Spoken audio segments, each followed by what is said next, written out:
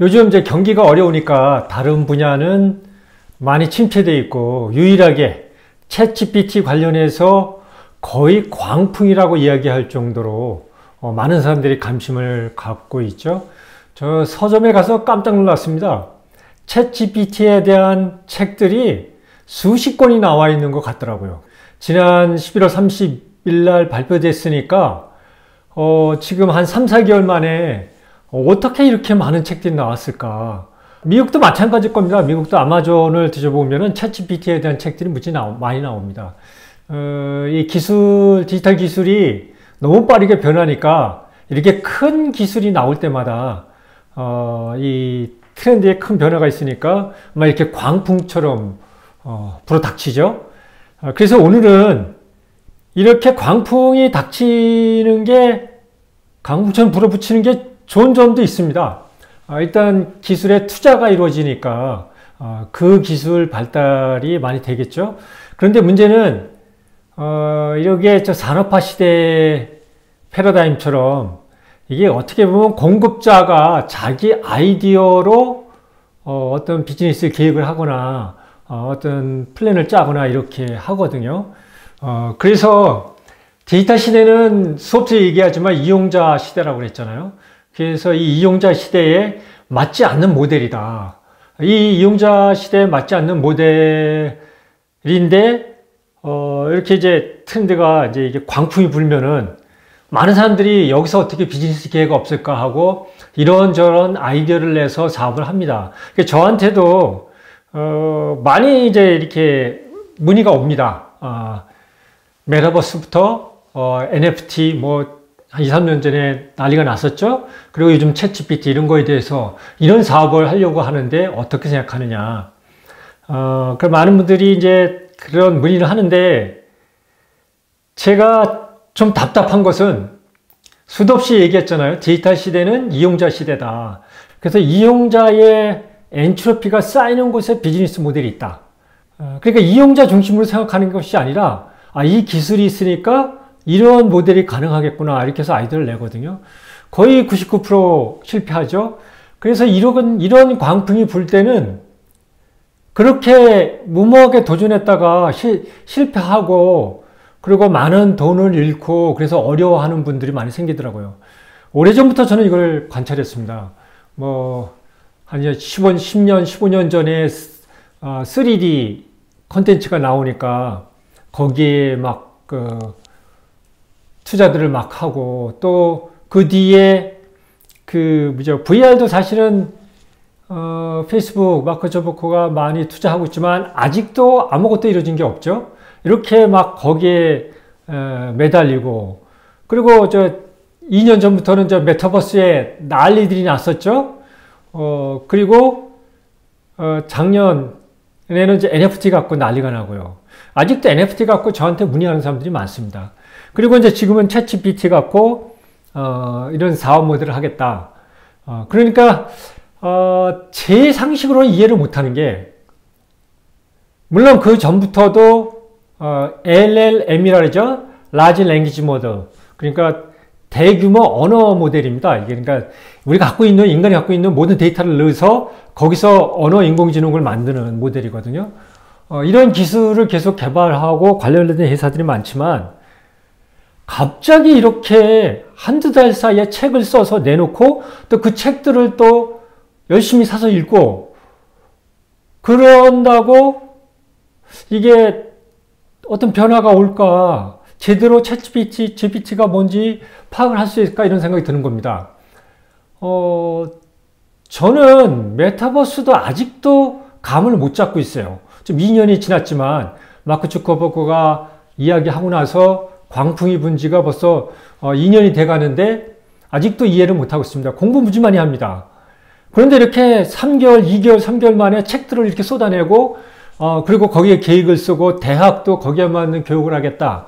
이런 거를 했습니다. 저는 이제 어느 대학 협의회 특강을 들은 적이 있습니다. 요즘 대학이 어려워지니까 대학이 메타버스 협의체를 만들어서 그거에 대한 프로젝트를 해야 살아난다 그러는 겁니다.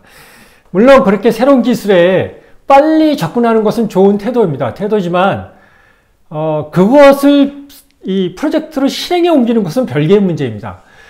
실행에 옮길 때는 나의 능력을 파악하는 게 제일 중요합니다. 내가 파악할 수 있는 건지, 내가 할 수 있는 건지, 또 내가 제대로 알고 있는 건지, 이걸 파악하고 접근해야 되거든요. 그런데 그런 거 없이 어떤 기술이 있다고 무조건 접근하다가 실패하고, 그래서 막대한 자금을 낭비하고, 이런, 더군다나 메타버스에서 많이 봤죠? 지방자치단체까지, 뭐 대학은 물론이고, 정부기관, 지방자치단체까지 나서서 메타버스를 하겠다고, 몇 억씩 되는 돈을 예산을 투입하고 이런 일을 했는데, 결과가 아무것도 없죠? 그래서 이런 기술 변화들은 정말 자금이 많이 필요하는 기술들이거든요. 그리고 이용자가 필요한 겁니다. 반드시 필요한 건데 그 해결을 작은 기업, 개인이 해결할 수 있는 그 수준이 아닙니다. 챗GPT, 라지 랭귀지 모델, 대자연 언어 모델은 그 말마따나 대가 들어갑니다. 그러니까 페이스북 같이 돈을 1년에 뭐 몇 조씩, 챗GPT 오픈 AI도 마이크로소프트가 몇 조를 투자를 했죠. 그리고 구글 같이 1년에 그런 기술에 몇 조씩 투자하는 사람들만 할 수가 있습니다. 그래서 여기서 중요한 거는 돈을 투자한다는 것은 회수가 돼야 되는 겁니다. 누구도 자선사업처럼 비즈니스를 할 수는 없습니다. 그러니까 투자를 했을 때 회수가 되는 모델이어야 되는데 그 부분에 대해서 깊이 생각을 안 하는 것 같아요. 구글이나 마이크로소프트가 챗GPT의 인공지능, 언어 인공지능에 이렇게 집중할 수 있는 것은 구글의 거의 90%의 수입은 검색 광고 엔진입니다. 검색 광고 수입입니다. 그러니까 검색을 더 발전시키면은 자기들의 비즈니스 모델이 더 커지는 거죠. 그리고 검색의 메인은 이제 구글이지만 그 부차적으로 부수입이 상당히 큰 영역을 차지하는, 그러니까 두 번째 모델이죠. 비즈니스 모델, 검색이 비즈니스 모델을 차지하는 것이 온라인 쇼핑을 하는 아마존이나 소셜미디어 하는 페이스북, 그리고 마이크로소프트, 애플, 이 회사들도 다 검색 광고가 자기네 비즈니스에서 상당 부분을 차지합니다. 그러니까 이 사람들은 당장 자기네 주 사업에 중요한 역할을 하는 거죠. 이 언어 인공지능이. 그런데 일반인들은 그것을 통해서 수익 모델 만들기가 쉽지 않습니다. 예를 들면은 어느 회사가 고객 대응, 그러니까 지금은 이제 콜센터에서 다 하고 있죠. 고객 대응 서비스를 이 언어 인공지능 시스템, 챗GPT 같은 것을 도입해서 실시하겠다. 그럼 돈이 많이 들어가겠죠?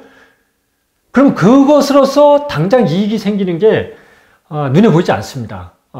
그러면 이제 한번 투자했다가 그 다음에 말고 이렇게 되는 것이죠. 그래서 오늘은 이 부분에 대해서 한번 이렇게 자세히 짚어보려고 합니다. 제가 이 부분에 대해서는 참 답답한 게 많거든요. 한국 사람들이 트렌드에 강해서 정말 트렌드를 잘 쫓아가거든요. 전 세계에서 최고인 것 같아요. 여러 번 얘기하지만 전 세계에서 최고고 그 능력으로 이렇게 세계 10대 경제 대국이 됐죠. 그렇지만 트렌드를 쫓아간다 해서 무조건 쫓아가면 안 되거든요. 어떤 트렌드를 쫓아가고 어떤 트렌드는 무시해야 되는지 이것도 능력이거든요. 그 판단 기준은 나의 능력, 나의 역량이 얼마큼 되는지를 판단하는 겁니다. 그리고 우리 조직의 역량, 그리고 우리 조직이 처해 있는 환경, 조건, 이런 것들을 보고 판단하는 거거든요. 그래서 이 큰 기술들을 잘못 이해하면 어떻게 되는지 메타버스를 예를 들어서 한번 설명드리겠습니다. 메타버스에 그동안 많이들 투자했을 거예요, 아마. 저는 뭐 지방자치단체도 그 아까운 세금을 정말 많이 투자하는 걸 봤거든요. 여기서 돈 버는 사람은 그 프로젝트를 수행한 그 프로젝트를 따온 업체만 돈을 번 것 같아요. 메타버스는 제가 정말 많이 공부를 해봤는데 정확히 메타버스가 뭔지 이해하는 사람은 없는 것 같아요. 정확히 설명한 걸 모르는 것 같고, 제가 찾아본 이야기 중에는 매튜볼이라고 있습니다. 매튜볼. 이쪽 분야의 사업가기도 하고, 그리고 메타버스라는 책을 썼죠. 그래서 메타버스, 그것이 모든 것을 혁신할 거다. 이런 책을 썼거든요. 이제 한국어로는 번역이 안 됐더라고요. 근데 이 책을 보면은 메타버스, 블록체인 이론부터 메타버스의 아주 오래전부터의 역사, 또 어느 회사들이 어떻게 발전시켜 왔고, 이런 것들을 자세히 설명하고 있습니다. 그래서, 아마 메타버스에 대한 책 중에서는, 매츠볼의 책이 제일 설명을 잘 한 것 같아요. 본인이 이 분야의 전문가니까.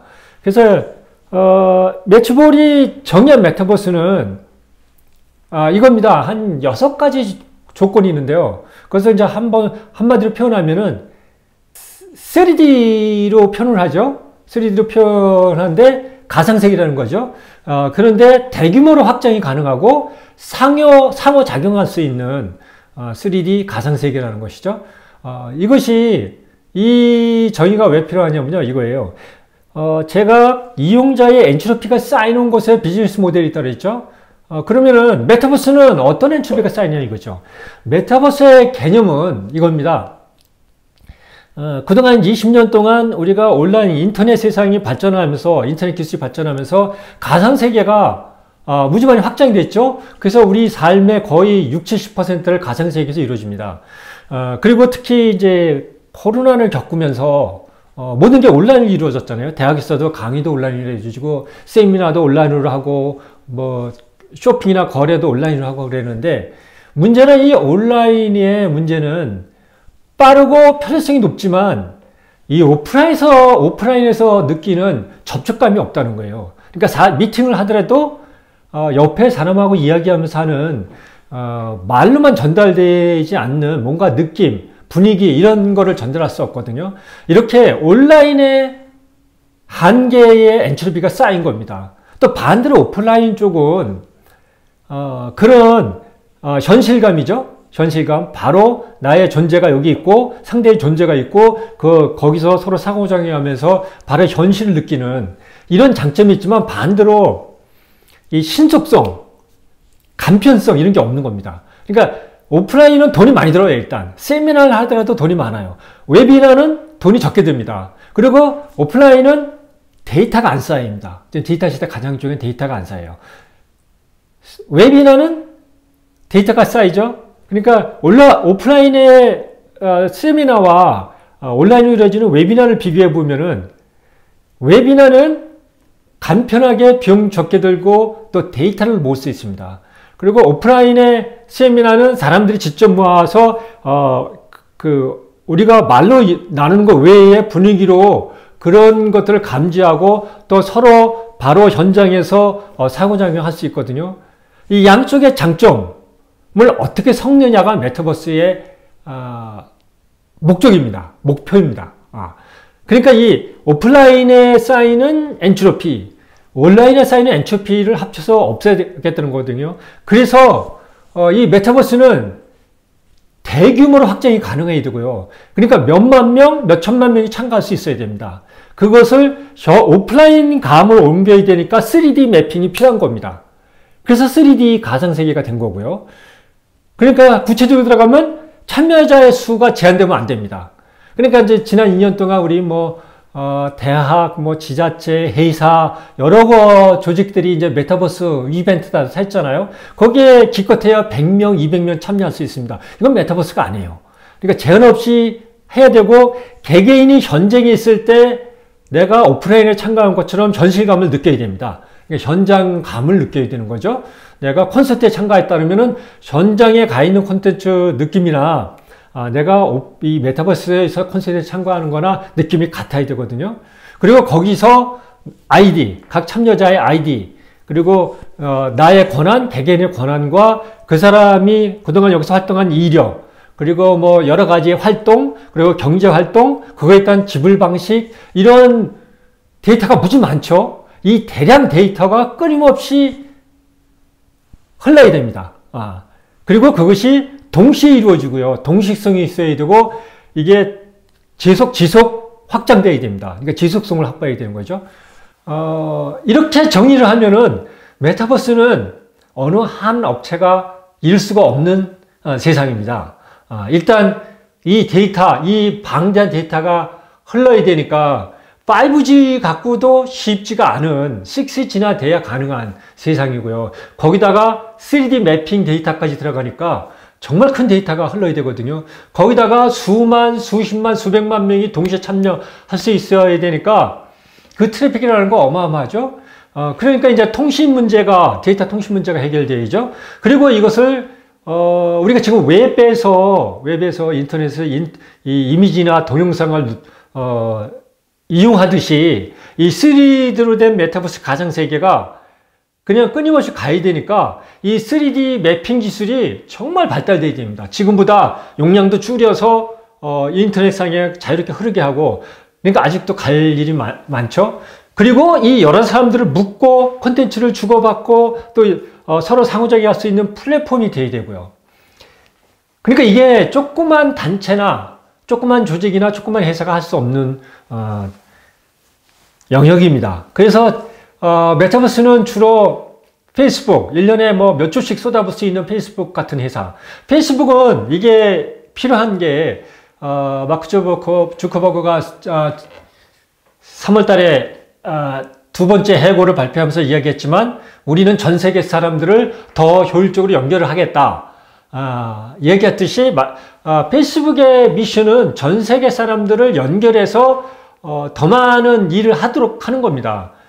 그러니까 그 연결에 온라인과 오프라인을 연결하는 메타버스가 개념이 맞죠? 그러니까 페이스북 같은 회사, 또 지금 이제 메타버스의 그 3D 매핑 기술이 제일 중요하니까 3D 매핑 기술은 게임 회사들이 원래 그 영역이잖아요. 그래서 노블록스 같은 게임 회사, 큰 회사, 마이크로소프트 같은 아주 거대 회사, 이런 회사들만 할 수 있는 영역입니다. 그러니까 우리는 그 사람들이 어느 정도 만들면은 그때 그것을 사용해서 거기서 무슨 비즈니스를 하거나 프로젝트를 할 수 있나, 이걸 고민하면 됩니다. 그래서 계속 메타버스가 어떻게 흘러가고 지금은 어떤 것이 가능한지 이런 것을 생각하면 되거든요. 그런데 본인들이 메타버스를 하겠대요.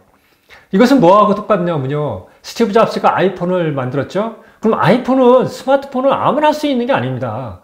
그것을 할 수 있는 능력이 돼요. 그래서 유일하게 삼성전자만 그것을 해냈죠. 스마트폰은 그것을 처음에 출시한 애플을 빼놓고는 삼성전자만 그 일을 해냈습니다. 그 막강한 LG전자도 그것을 해내지 못했습니다. 그래서 접었죠.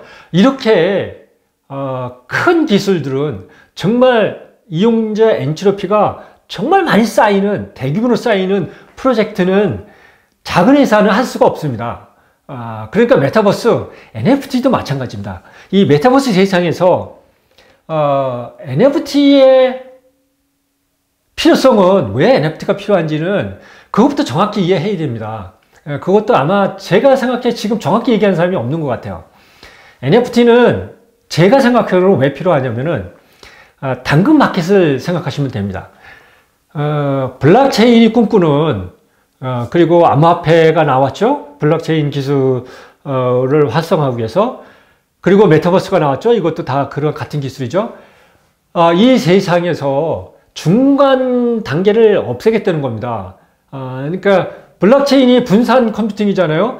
중앙에 지금으로 따지면은 쇼핑으로 따지면 아마존 같은데 네이버 쇼핑 같은 게 있고요. 쿠팡 같은 게 있고, 이런 중간 단계를 없애고 당근 마켓처럼 본인들이 거래를 하겠다는 겁니다. 그래서 이 NFT는 각 제품이나 서비스에 보증하는 보증서입니다. 디지털 보증서. 그런데 문제는 이 NFT를 지금도 하겠다는 사업을 하겠다고 저한테 자문을 하는 사람들이 있습니다. 그래서 제가 묻습니다. 무엇을 보증할 건데? 그러거든요. NFT는 거래할 게 있어야 NFT가 필요한 겁니다. 근데 거래할 거는 생각을 안 하고 NFT 갖고 뭘 하겠다고 플랫폼을 만들고 막 투자를 받고 그래요. 또 거기에 투자하는 사람들도 있더라고요. 제 이야기가 틀릴 수도 있습니다. 근데 저는 이제 기술적으로는 정확히 전문가들처럼 이해를 못하지만 이 이용자 엔트로피 개념에서 NFT, 메타버스 이런 것들이 다 그래서 필요한 거다. 그래서 마찬가지로 챗 GPT도 이게 왜 필요한지를, 이용자한테 왜 필요한지를 생각하지 않으면은 앞으로 이 광풍이 불지만 여기에 광풍에 휩쓸려서 많은 사람들은 손해를 보고요. 그리고 또 트렌드니까 트렌드와 패러다임이 다른 것은 트렌드는 올라갔다가 반드시 꺾어집니다. 그러니까 없어지거든요. 그것이 지속되는 게 패러다임입니다. 그래서 그렇게 트렌드는 없어지기 때문에 이 언어 인공지능도 이렇게 광풍에 휩쓸리다가 곧 없어질 것 같아요. 그래서 다시 한번 얘기했지만 자연 언어 인공지능 모델은 우리가 생활이 웹 검색에 모든 게 집중되면서 우리 생활의 거의 80%가 웹 검색으로 이루어지잖아요. 네이버로 검색을 하든 구글로 검색을 하든 아니면 요즘 유튜브로도 많이 검색을 하죠. 이런 검색이 우리 삶에 무지 많은 영향을 미치는데 이게 다 이제 언어잖아요. 그래서 우리가 이런 글로 이루어지는 경제 활동이든 사회 활동이든 모든 활동에는 사전에 자료 조사가 필요합니다. 공부를 하는 것도 자료를 내가 확보하는 거고요. 지식을 쌓는다는 것은 자료를 확보하는 것이죠. 이 자료를 쌓는 활동이 엔트로피가 정말 많이 소요됩니다. 시간과 노력이 정말 많이 들어가죠. 그래서 대규모 도서관이 필요한 거고요. 그 도서관도 일일이 책을 찾아야 되니까 그것을 이제 데이터베이스화해서 그것을 다 해주는 게 이제 구글이 처음 한 것이 그 작업이죠. 그 작업을 해서 지금 검색을 해주는 거고. 그래서 이 언어 인공지능도 이렇게 우리가 검색에 필요한 자료 찾는 활동을 줄여주는 겁니다. 대신해 주는 겁니다. 그러니까 여러 번 얘기했지만 인공지능은 실행을 대신해 주는 겁니다. 인간은 생각하고 창의하고 결정하는 겁니다. 이 일을 인간이 하는 거고 우리가 그동안 자료를 찾거나 이렇게 우리가 생각할 필요가 없는 그런 영역은 다 인공지능으로 넘어가거든요. 챗 GPT는 그런 역할을 하는 거다. 그래서 그런 역할과 그런 기능을 생각하고 우리 이용자의 엔트로피가 어떻게 쌓이는지를 보고 그 기술을 사용해야 된다는 것이죠. 그러니까 챗 GPT에 관심을 갖는 건 좋습니다. 앞으로 이 언어 인공지능은 제가 생각하기에 투자가 많이 이루어졌습니다. 뭐 수십조가 이미 여러 회사가 이루어졌고 기술도 상당 수준 발전됐거든요. 그렇지만 아직 초기 단계입니다.